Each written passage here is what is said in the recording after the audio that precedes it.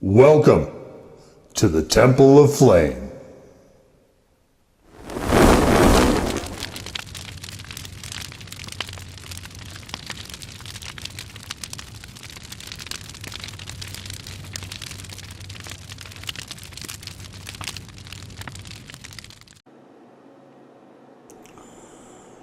On today, Pick Black Lights, we take a look at this.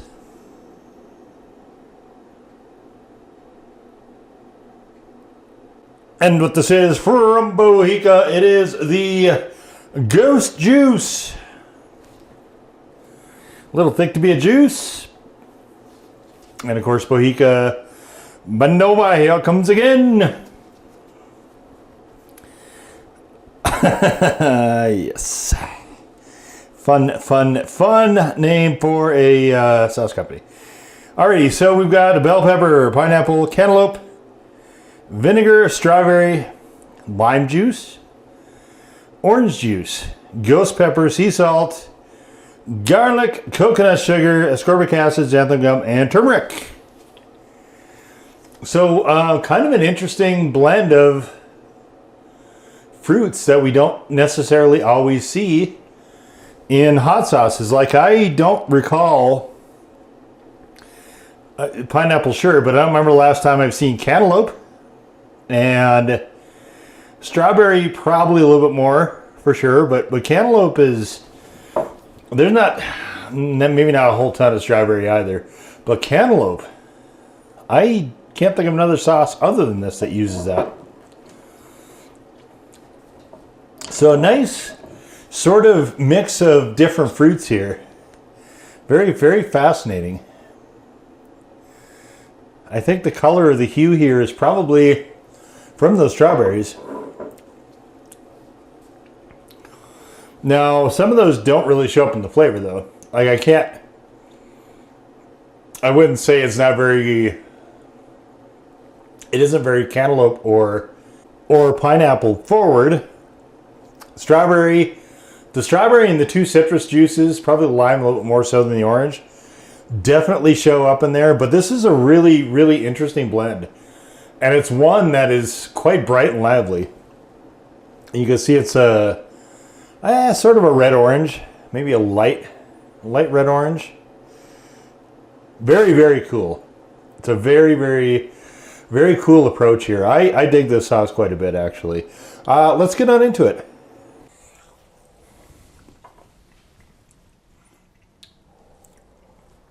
That's so good.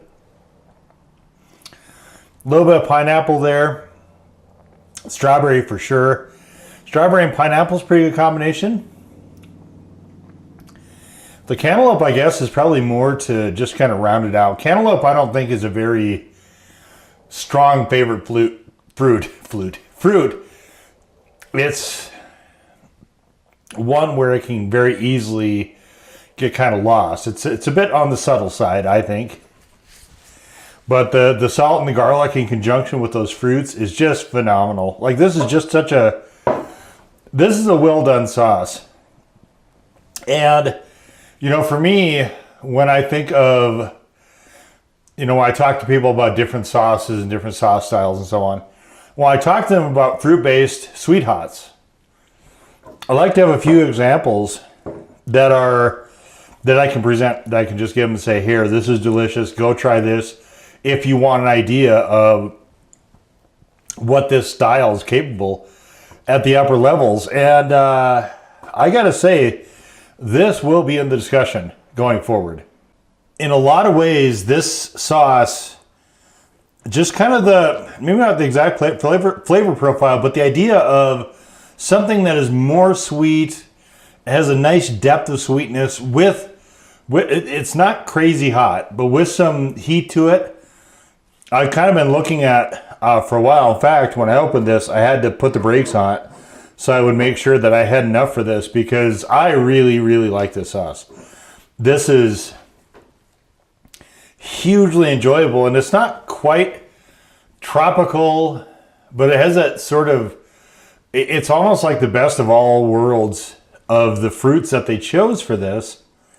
And you've got berries, you've got some citrus in there, you've got the melons, you've got the tropical fruit with pineapple, and maybe to a degree even the coconut. And it's just a really nice, well-balanced, outstanding sauce. This is just completely delicious. And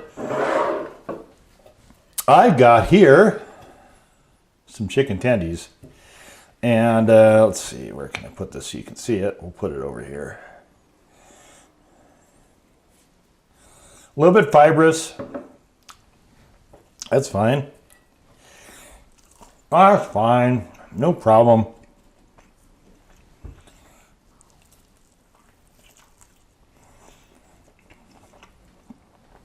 So I was able to find these regular tendies. They've got... I really don't know what Kroger is doing, but the one by me seems like it's doing a mix of both making them in store and getting them frozen. Same with some of the bakery items. And these are the ones they make in store.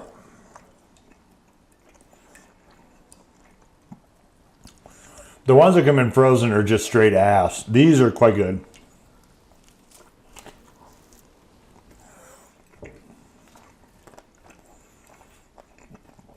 They may be among my favorite tendies. Which is why I wouldn't say distraught, but I was really, really kind of saddened when I thought they had switched over completely.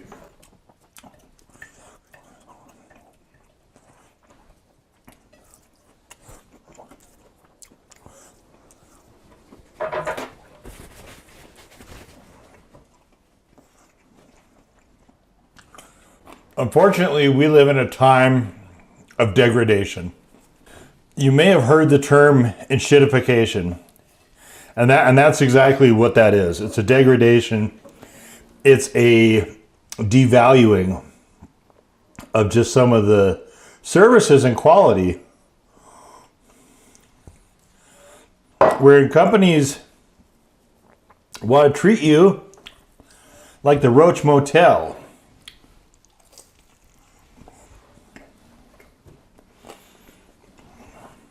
Entice you to come in, then you can't get back out again.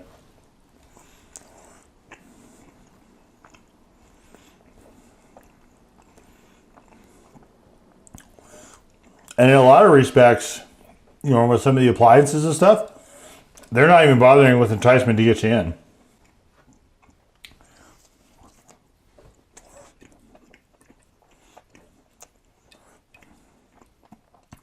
They're like, absolutely, why wouldn't you want to connect your dishwasher to the internet?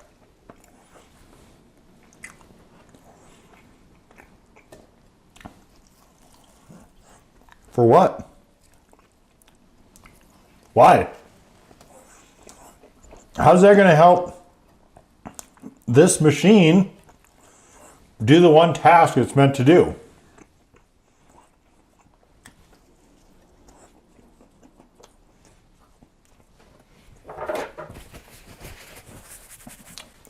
For years,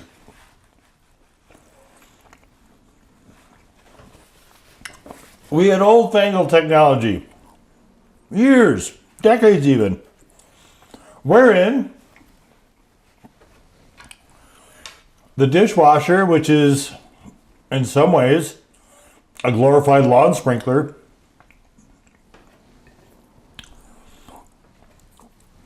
did that without the internet because the internet didn't exist. I mean, the microwave, why? For what possible reason?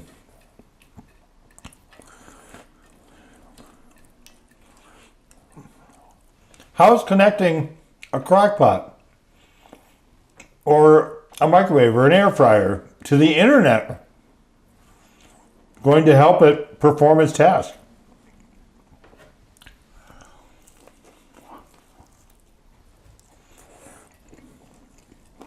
You could maybe make the case for a washer or dryer.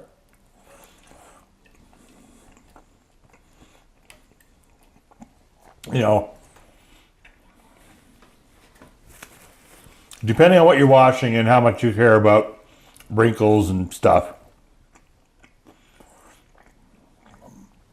having it send you a little notification, I could see that, but that's it. It doesn't need firmware.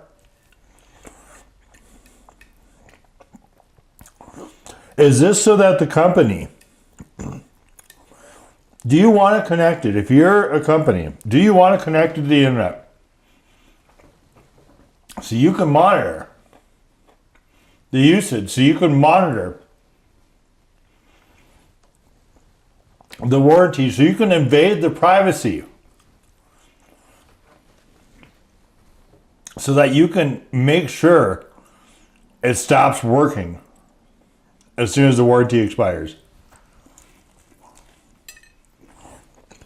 So you can send a nasty little kill switch message.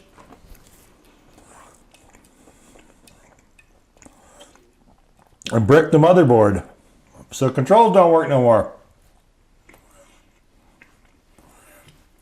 Are people at home going to be equipped to replace a motherboard? Maybe. But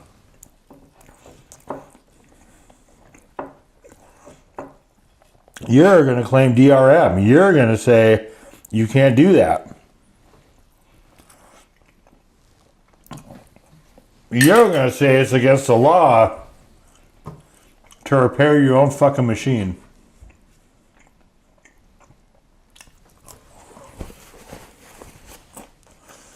That's where it's at. And it's our own goddamn fault. That is where we let it get to.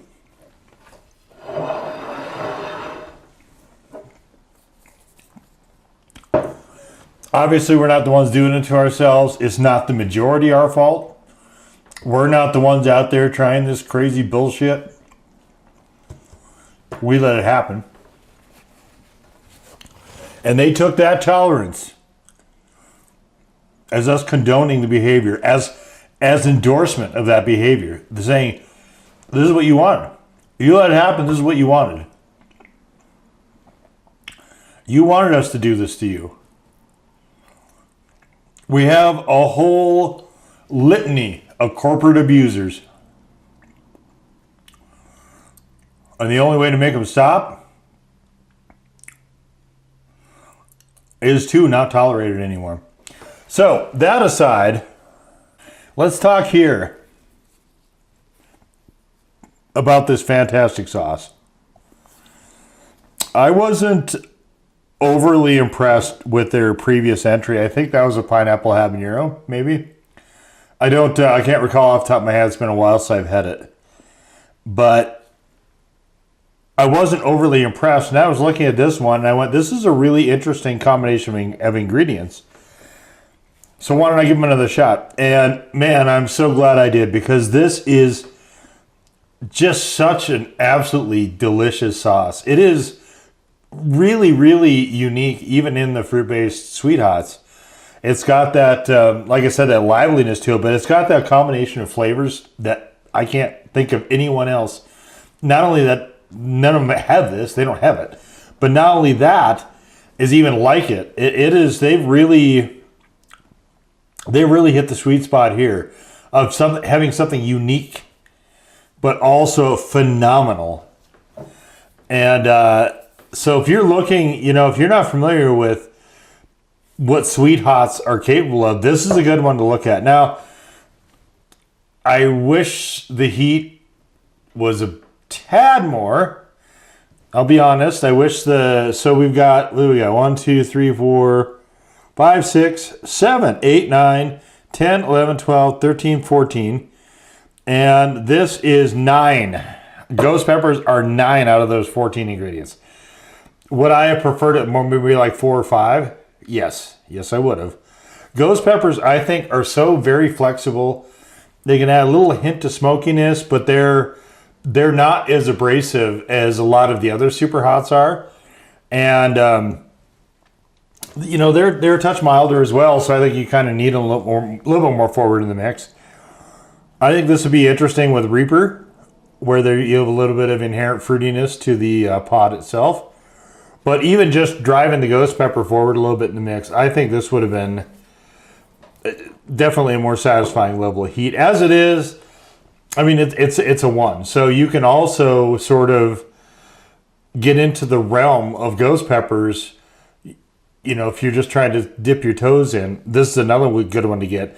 The more delicious a sauce is, I think the more useful it is as a device to bring people into the chili head world. And this one is one that I'm happy to fly the flag for. You know, banners up for this one. This is a phenomenal one, and the more people are aware of it and get to try it, just opens up a whole lot of new flavor experiences in a whole different world that, you know, sometimes people might be shy about sticking their tongue into. So this one, though,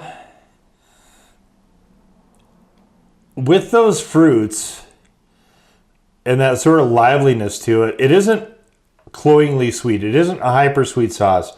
So for me, I didn't really like this on pizza, but anything fried like that, generally any of the lighter meats, this stuff is phenomenal on. I think actually, though, you know, with the strawberry component, I would not be averse to trying it on something like a burger as well.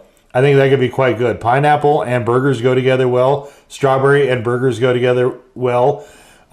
Citrus, I go back and forth on, but citrus is a big part. If you're making a carne asada marinade, you're going to have citrus in there.